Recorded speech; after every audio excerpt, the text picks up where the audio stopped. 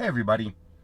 Today I wanted to bring you what I consider to be a very important video for anybody who owns a Tesla or is considering purchasing a Tesla in the future.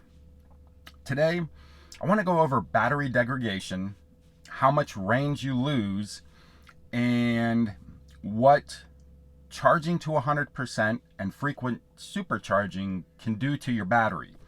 Now I'm going to give this from real world experience. I have a Model Y Performance 2022. I've had it for 10 months and I've put just over 38,000 miles on it. Now, I supercharge 52% of the time that I charge it. I travel a lot for work, I'm always on the road, so I am consistently supercharging every week. Now, 48% of the time I charge at home, and when I do, I always charge it to 100%.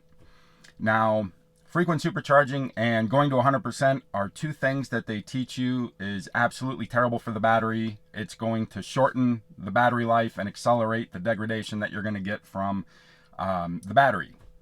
So, with my experience, I want to kind of go over what it was rated at, what it's rated at now, what my real world miles were and what they are now, and how much it's actually degraded. So on the day that I purchased it, the Model Y was rated for 303 miles of range. When I actually drove it around, I averaged more like 265 miles per charge. So that's a 17% difference. And that's due to, first off, when they calculate the rating, it's based off everything being perfect, absolutely perfect. So you're not going uphill, you have no wind going against you, you're on a flat, smooth surface, the temperature is absolutely perfect, there's no rain, there's no snow, it's 100% ideal conditions, and you drove perfectly. So that's how you get the 303 miles of range. Now, I live in the Midwest. We have a lot of hills. A lot of the roads are not remotely close to smooth. There's frequently wind. The temperatures are abysmal most of the time. We get a lot of rain. We get a lot of snow. So it's not really ideal conditions that are conducive to getting great range out of an electric vehicle. However, I was getting 265 miles, a 17% decrease just due to the way that I drive and my environment around me.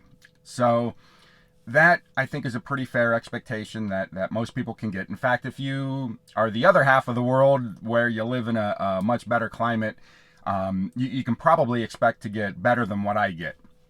So after 38,000 some odd miles and constant supercharging and frequently charging up to 100%, my rated currently sits between 286 and 289 depending on the time that I charge. I don't know why it fluctuates like that, but it's only 3 miles, so it doesn't really matter. So you're looking at, as far as the rated goes, from 303 to 286, you're looking at a 6% decrease. Now that's over 38,000 some odd miles, and again, basically abusing the battery according to the Tesla manual. Now my real world range that I currently get right now, I'm looking at 248 miles.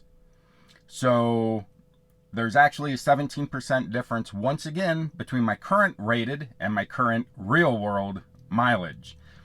And if you look at the percentage difference from what I was getting at first to what I'm getting now, that's also a 6% decrease. So it seems to be pretty standard across the board that my driving is causing a 17% decrease and battery degradation is causing a 6% decrease. Now, if you look at the average American, according to Google, they drive roughly 13,500 miles per year. Now, the average person is also probably not supercharging nearly as much as I am, and they're probably not charging up to 100% as often as I am. So at 13,500 miles, you're looking at 3 years of usage. There should be much less than 6% after 3 years. Personally, I think that rate of degradation is 100% phenomenal. I was assuming if I drove really, really, really good, I would lose 4 or 5% a year. But with the amount of times that I do things not according to the manual, I'm extremely happy with only losing 6%. And some people will say, well, that's less than a year, so that's not really that good. But you have to take into account the amount that I charge, the amount that I drive, and how, if it were an average traditional person, that you're looking at 3 years of usage here.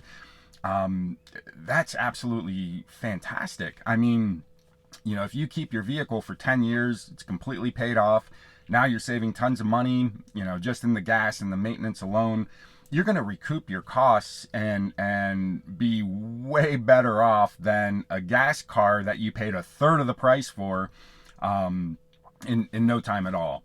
And for me personally, I'm happy with 6%. Absolutely. As much as I do the things that I do, I can't complain. I plan on keeping this car pretty much until the range gets totally unacceptable. And it'll be interesting to see. I don't know.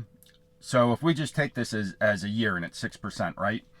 So I'm not sure if the next year, if it would be another 6% off that 100%, or if it would be 6% of where I'm at currently for the next year. Like I'm not sure if it's basically going to prorate itself in there, or if it's just going to be a constant 6% off the top every single time, because that would make a huge difference when you're looking 6, 7, 8, 9, 10 years down the road. So I guess I'll have to wait until next year and run the numbers again and reflect and refer back to this video to see exactly what we're looking at. But I don't think you can go wrong as far as the degradation goes, and most people are going to be taking way better care of the battery than what I do. I'm really forced to do that in the way that I travel. I'm supercharging on the road very, very frequently, and I'm always charging to 100% when I'm at my house. Just the way that my contracts at hospitals are, I always seem to be getting hospitals where I'm right on the border where I need to go over 80% to save myself a supercharging stop on the way there and on the way back. I try to be really, really time efficient with my traveling. As everybody knows, the most challenging part about owning an electric vehicle when you're doing road trips is it takes a lot longer to charge your vehicle than it does to stop at a gas station and fill up a gas car. So I do what I can. Like if I'm working a 16-hour shift at the hospital and I have to drive a few hours home, the last thing I want to do is have an extra stop for 30, 35 minutes when I can try to play the percentage game and make it all on one trip back and not have to do that stop, because I'm going to be tired, I'm going to be exhausted, and I'm concerned about my safety and the safety of others if I'm driving when I'm really, really tired. That's the last thing that I want to do. So I try to be responsible and beating up my battery a little bit more to make sure that my travels are going to be safer than they would have been otherwise.